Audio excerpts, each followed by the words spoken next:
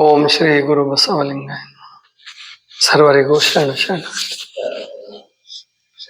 ಗುಡಿಯ ನೋಡಿರಣ್ಣ, ದೇಹದ ಗುಡಿಯ ನೋಡಿರಣ್ಣ, ಗುಡಿಯ ನೋಡಿರಣ್ಣ, ದೇಹದ ಗುಡಿಯ ನೋಡಿರಣ್ಣ. ಗುಡಿಯ ನೋಡಿರಿದು ಪೊಡವಿಗೆ ಒಡೆಯನು, ಗುಡಿಯ ನೋಡಿರಿ ಪೊಡವಿಗೆ ಒಡೆಯನು, ಅಡಗಿಕೊಂಡು ಕಡು ಬೆಡಗಿನೊಳಿರುತ್ತೀಯ. ಗುಡಿಯ ನೋಡಿರಣ್ಣ, ದೇಹದ ಗುಡಿಯ ನೋಡಿರಣ್ಣ, ಗುಡಿಯ ನೋಡಿರಣ್ಣ, ದೇಹದ ಗುಡಿಯ ನೋಡಿರಣ್ಣ. ಮೂರು ಮೂಲೆಯ ಕಲ್ಲು, ಅದರೊಳು ಜಾರುತ್ತಿರುವ ಕಲ್ಲು, ಮೂರು ಮೂಲೆಯ ಕಲ್ಲು, ಅದರೊಳು ಜಾರುತ್ತಿರುವ ಕಲ್ಲು. ಧೀರ ನಿರ್ಗುಣನು ಸರಸ ಗುಣದಲ್ಲಿ,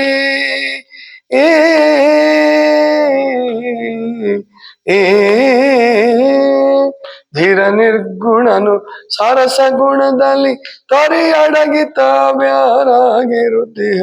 ಗುಡಿಯ ನೋಡಿರಣ್ಣ, ದೇಹದ ಗುಡಿಯ ನೋಡಿರಣ್ಣ, ಗುಡಿಯ ನೋಡಿರಣ್ಣ, ದೇಹದ ಗುಡಿಯ ನೋಡಿರಣ್ಣ.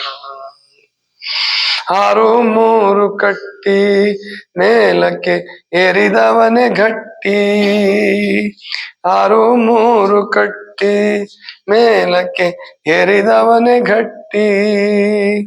ಬೇರಿ ಕಾಳಿ ಶಂಖ ಭಾರಿ ಸುನಾದದೆ,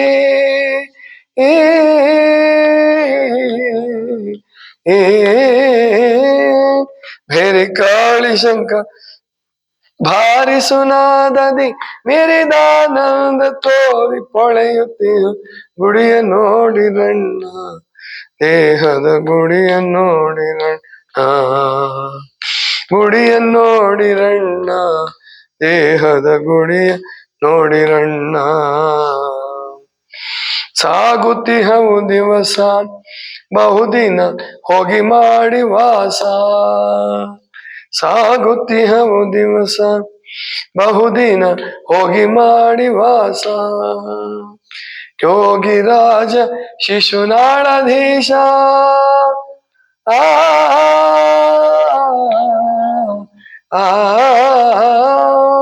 ಯೋಗಿ ರಾಜ ಶಿಶುನಾಳಧೀಶ, ತಾನಾಗಿ ಪರಾತ್ಪರ ಬ್ರಹ್ಮರೂಪನಿಯ ಗುಡಿಯ ನೋಡಿರಣ್ಣ, ದೇಹದ ಗುಡಿಯ ನೋಡಿರಣ್ಣ, ಗುಡಿಯ ನೋಡಿರಣ್ಣ, ದೇಹದ ಗುಡಿಯ ನೋಡಿರಣ್ಣ. ಗುಡಿಯ ನೋಡಿರಿ ಒಡವಿಗೆ ಒಡೆಯನು, ಗುಡಿಯ ನೋಡಿರಿ ಒಡವಿಗೆ ಒಡೆಯನು, ಅಡಗಿಕೊಂಡು ಕಡು ಬೆಡಗಿನೊಳಿರುತ್ತೀಯ. ಗುಡಿಯ ನೋಡಿರಣ್ಣ, ದೇಹದ ಗುಡಿಯ ನೋಡಿರಣ್ಣ, ದೇಹದ ಗುಡಿಯ ನೋಡಿರಣ್ಣ, ದೇಹದ ಗುಡಿಯ ನೋಡಿರಣ್ಣ. ಇದು ನಿಮ್ಮೆಲ್ಲರಿಗೂ ಗೊತ್ತಿರೋ ಹಾಗೆ ಶಿಶುನಾಳ ಶರೀಫರ ಒಂದು ಅದ್ಭುತವಾದಂತಹ ಗೀತೆ. ಶರೀಫರು ದೀಕ್ಷೆಯನ್ನು ಪಡೆದಿದ್ದು ಗೋವಿಂದ ಭಟ್ರ ಹತ್ರ, ಬ್ರಾಹ್ಮಣರು ಗೋವಿಂದ ಭಟ್ರು. ಅವ್ರು ಹುಟ್ಟಿದ್ದು ಮುಸಲ್ಮಾನರ ಕುಟುಂಬದಲ್ಲಿ.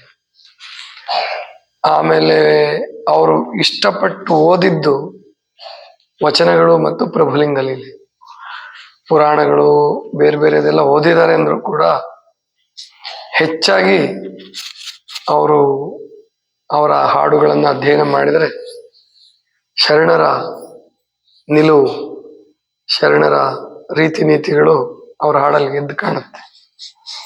ಅದಕ್ಕೆ ಅವ್ರ ಪುಸ್ತಕ ಬರೆದೆ ಅವ್ರ ಹಾಡುಗಳಿಗೆ 108 ಹಾಡುಗಳಿಗೆ ಭಾವಾರ್ಥ ಬರೆದಾಗ ಏನು ಹೆಸರಿಡಬೇಕು ಅಂತ ಆಲೋಚನೆ ಮಾಡಿ ಅದಕ್ಕೆ ಶರೀಫ ರಸಾಯನ ಅಂತ ಹೆಸರಿಟ್ಟಿದ್ದೆ.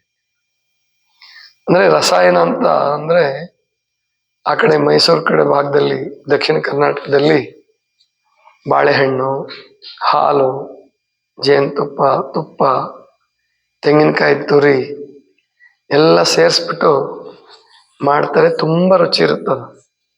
ಸ್ವಲ್ಪನೇ ಕೊಡ್ತಾರೆ, ಅದೇನು ಬಟ್ಲಲ್ಲಿ ಕೊಡಂಗಿಲ್ಲ.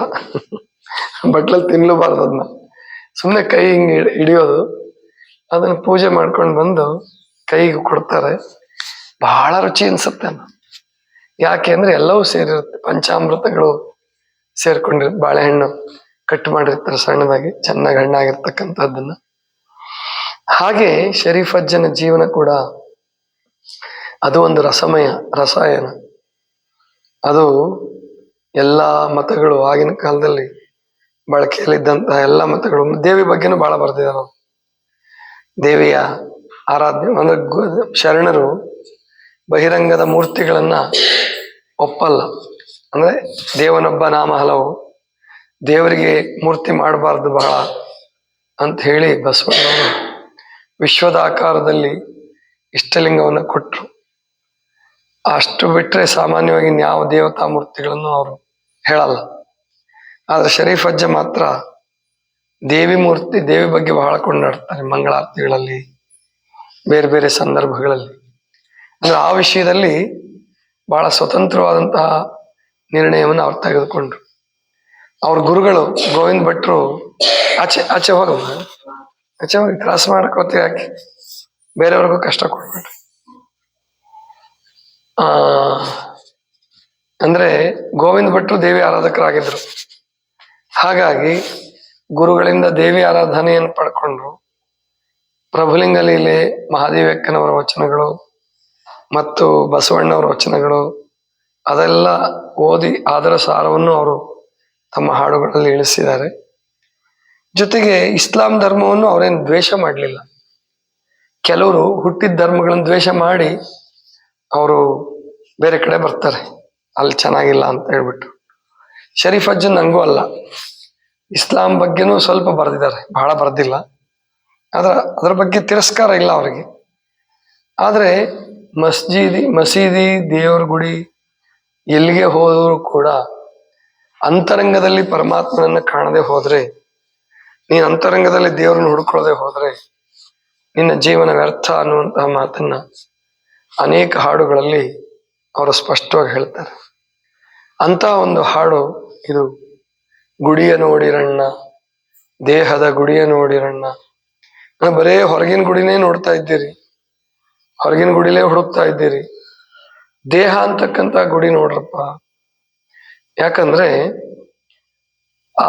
ನಾವು ಕಟ್ಟಿರುವ ಗುಡಿಗಳು ಅವೆಲ್ಲ, ನಾವು ಕೂರಿಸಿರ್ತಕ್ಕಂಥ ಲಿಂಗ, ನಾವು ಹೋಗಿ ಪೂಜೆ ಮಾಡದೆ ಹೋದ್ರೆ, ನಾವು ಹೋಗಿ ಸ್ವಚ್ಛ ಮಾಡದೆ ಹೋದ್ರೆ, ನಾವು ಹೋಗಿ ಕೀಲಿ ತೆಗೆದೆ ಹೋದ್ರೆ, ಮತ್ತೆ ನಮ್ಮ ಜನ ಬರ್ದೇ ಹೋದ್ರೆ, ಅಂದ್ರೆ ಮನುಷ್ಯರು ಬರ್ದೇ ಹೋದ್ರೆ ಯಾವುದೇ ಗುಡಿಗೂ ಬೆಲೆ ಇರಲ್ಲ. ಸಾಮಾನ್ಯವಾಗಿ ಮನುಷ್ಯರದೊಂದು ಕಲ್ಪನೆ ಇದೆ, ಏನಂದ್ರೆ ಆ ದೇವ್ರ ಬಹಳ ಶಕ್ತಿ ಇದೆ, ಬಹಳ ಜಾಗೃತ ಸ್ಥಾನ ಅದು, ಅದಕ್ಕೆ ಅಲ್ಲಿ ಬಹಳ ಜನ ಹೋಗ್ತಾರೆ. ಹಂಗೇನಿಲ್ಲ, ಅದು ಖಂಡಿತ ಹಂಗಿಲ್ಲ. ನೀವುಗಳು ಬಹಳ ವರ್ಷಗಳ ಕಾಲ ನಡ್ಕೊಂಡು ಆ ದೇವ್ರಿಗೆ ಪ್ರಾಶಸ್ತ್ಯ ತಂದು ಕೊಟ್ಟಿದ್ದೀರ. ಯಾಕಂದ್ರೆ ಅದೇ ನಮ್ಮ ದಯಾನಂದ ಸರಸ್ವತಿಗಳು ಚಿಕ್ಕವರಿದ್ದಾಗ ಒಂದು ಘಟನೆ ನಡೆಯುತ್ತೆ. ಅವ್ರಿಗೆ ಚಿಕ್ಕಂದಿನಿಂದ ಅನೇಕ ತೊಡಕುಗಳು ಬಂದ್ರು. ಅಂದ್ರೆ ಆ ಪ್ರೀತಿಯ ತಂಗಿ ತೀರ್ಕೊಂಡ್ಬಿಟ್ಲು, ಅವ್ರ ಚಿಕ್ಕಪ್ಪ ಒಬ್ರು ಬಹಳ ಪ್ರೀತಿಯ ಚಿಕ್ಕಪ್ಪ ತೀರ್ಕೊಂಡ್ಬಿಟ್ರು. ಅದಕ್ಕೆ ಬಹಳ ದುಃಖ ಆಯ್ತು ಹುಡುಗನಿಗೆ. 9-10 ವರ್ಷದ ಹುಡುಗ. ಏನಿದು ಸಾವು ಅಂದ್ರೇನು, ದೇವರು ಅಂದ್ರೇನು, ಯಾಕೆ ಸಾಯ್ತಾರೆ ಎಷ್ಟು ಬೇಗ, ತಂಗಿ ಚಿಕ್ಕವಳು ಯಾಕೆ ಸತ್ಲು ಅಂತ ಜಿಜ್ಞಾಸೆ. ಜೊತೆಗೆ ದೇವ್ರು ಅಂದ್ರೇನು, ಎಲ್ರು ಹೇಳ್ತಿದ್ರು ದೇವ್ರು ಅಂದ್ರೆ ಸರ್ವಶಕ್ತ, ಸರ್ವಾಂತರ್ಯಾಮಿ, ಅವನು ಸೃಷ್ಟಿ ಸ್ಥಿತಿ ಲಯವನ್ನು ಮಾಡ್ತಾನೆ ಅನ್ನೋದೆಲ್ಲ ಕೇಳಿದ್ರು.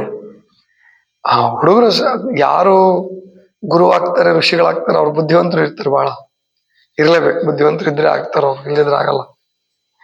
ಈ ಹುಡುಗ ಜಿಜ್ಞಾಸೆ ಮಾಡ್ತಾ ಇದ್ದ. ಒಂದ್ ದಿವಸ ಶಿವರಾತ್ರಿ ಬಂತು. ಅವರ ತಂದೆ ಮಗನನ್ನ ಶಿವರಾತ್ರಿ ಪೂಜೆ ಭಜನೆ ಕರ್ಕೊಂಡು ಹೋಗಿದ್ರು.